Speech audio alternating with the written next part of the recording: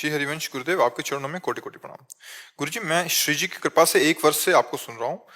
महाराज जी, मेरा ब्रह्मचर्य के नाश के अभ्यास की वजह से मन में गंदे विचार इकट्ठे हो गए थे और अब मेरे मन भगवान और संतों के प्रति गलत विचार फेंक देता है, शायद जिसकी वजह से मेरे द्वारा कोई अपराध बन गया है और उसका फलस्वरूप मुझे पिछले 4-5 दिनों से काफी डिप्रेशन और दिल में जलन सा हो रहा है। मेरे अंदर का पूरा उत्साह खत्म हो चुका है। मुझे अब बल प्रदान कीजिए महाराज। क्या किसके प्रति अपराध बन गया? क्या भाव अपराध का? बातें जो गंदगी की थी वो निकल जाती हैं। मान के चलो फोन पे आपके वचन सुन रहे हैं, किसी संत जी की आप वो करते हैं जो वाणी बताते हैं, और यूट्यूब पे देखते हैं हम संतों को तो उनके प्रति गलत भाव आ जाते हैं, मतलब मन फेंक देता है। तो उससे कोई हानि नहीं होगी, केवल जबान से तुम मत बोलो।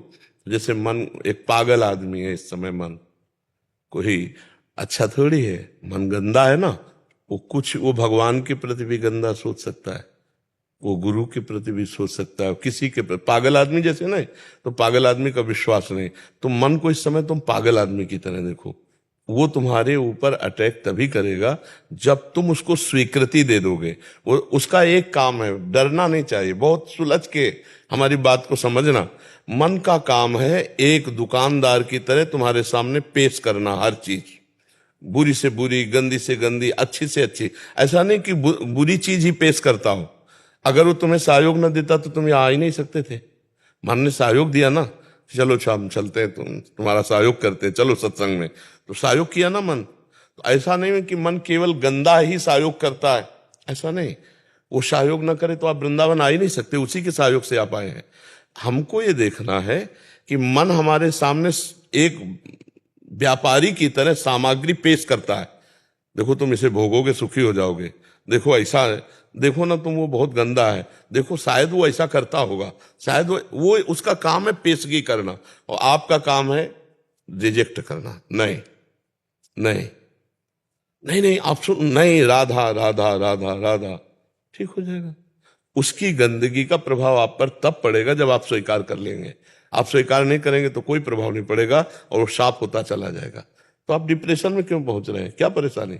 नहीं महाराज जी, एक साल से तो मैं आपका सुन रहा हूँ सत्संग और वार्तालाप। 1 साल से मैंने नहीं करा कुछ भी, लेकिन पता नहीं 4-5 दिन से बीच में मैं बैलेंस बना के चलता हूँ कि थोड़ा शांति के लिए तो, लेकिन जब मैं एकदम अच्छे से चलने की कोशिश करता हूँ तो मन बहुत जलाने लगता है। हाँ बिल्कुल, तुम्हारी बात हम मानते हैं। मन जलाने इसलिए लगता है कि वो खुद जलता है, उसके पाप नष्ट होते हैं। और लेकिन 4-5 दिन पहले इतनी तेज जलन हुई हृदय में कि प्राण निकलने वाले थे। ऐसी जलन नहीं, ऐसी तो जलन तभी होगी जब अधर्माचरण आपसे बन गया होगा, पाप आचरण बन गया होगा। इसमें कोई संशय नहीं बच्चा।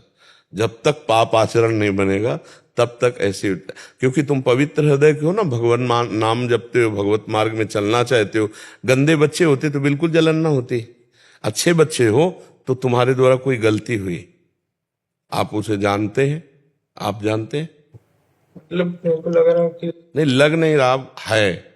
जो हमारे अंदर गलती है उसे हमें पकड़नी चाहिए और उसे पुनरावृत्ति ना करना। ठीक है, देखो ना, आज से तुम्हें अच्छा लगेगा। अभी स्वीकार करो, हमारी बात को स्वीकार। देखो ये सब स्वीकृति से होता है।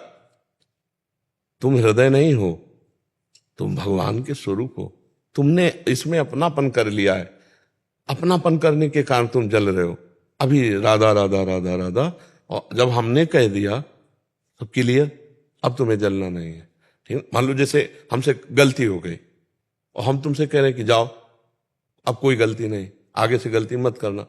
तो संत और भगवान, इनका कनेक्शन है।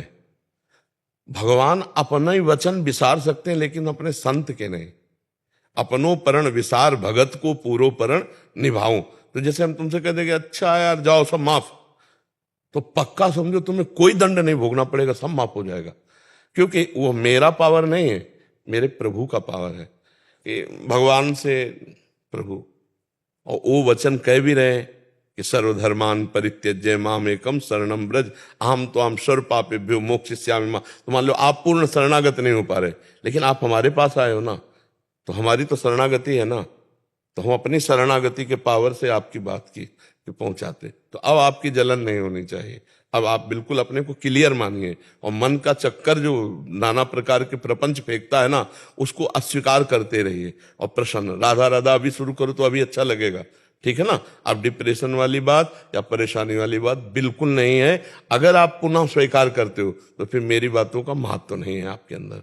अगर महत्व मानते हो तो अभी आपका हृदय शीतल हो जाएगा। बिल्कुल मत जलिएगा, आप समझ रहे हो।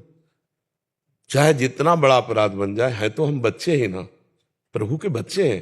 तो ऐसा थोड़ी कि हमको मतलब दंड ही मिलेगा, नहीं। कुछ ऐसी बातें होती हैं जिनका मतलब माफ करना बिल्कुल जरूरी होता है, और कुछ ऐसा होता है जिसमें दंड देना ही जरूरी होता है। बच्चे हो, छोटी मोटी गलती, छोटी मोटी वासना के खेल, छोटे मोटे, राधा राधा राधा, आगे सुधार करो, ठीक है। फिर कभी तुम्हें अगर मन अगर परेशान करे, फिर आप आ जाना हमारे पास, बिल्कुल आनंदित। पर हमारी बात पर विश्वास रखना, और हम कह देना तुमसे तो फिर आप निश्चिंत रहना, उस बात को समझा करो।